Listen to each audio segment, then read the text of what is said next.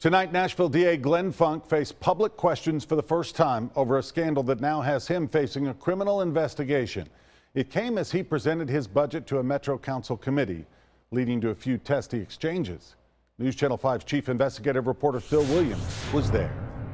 General Funk, welcome. Glenn Funk came before the council's budget committee, now facing a TBI investigation over a deal he struck last fall to boost his pension and get health insurance 2 months before he took office. It seems to me that the impression of wrongdoing took place. The impression of a misuse of public funds took place. But I would feel compelled to ask you. But most of the questions centered on Funk's hiring of his campaign manager, Kevin Teets, as a prosecutor. Our investigation discovered that Teets was allowed to take time off without filling out the forms to document it. Is that form too difficult or tedious or? No, it's just not in the habit of doing it. It is not a tough form, and there's no excuse for that not being done.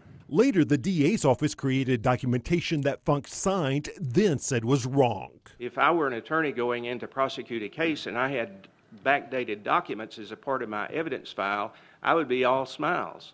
But committee chairman Bill Pridemore tried to stop questions from council member Phil Claiborne about an email sent out when Teets decided not to show up back in January. It says, seems Teets has moved on to another political election and will not be part of our team any longer.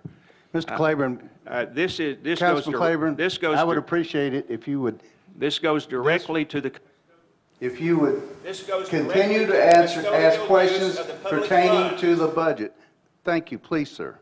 While the time-off form showed Kevin Teets got 38 days off with pay during his 5 months on the job, Funk said the real number was more like 22, which he claimed was within policy, a suggestion that had some council members shaking their heads. Phil Williams, News Channel 5 investigates.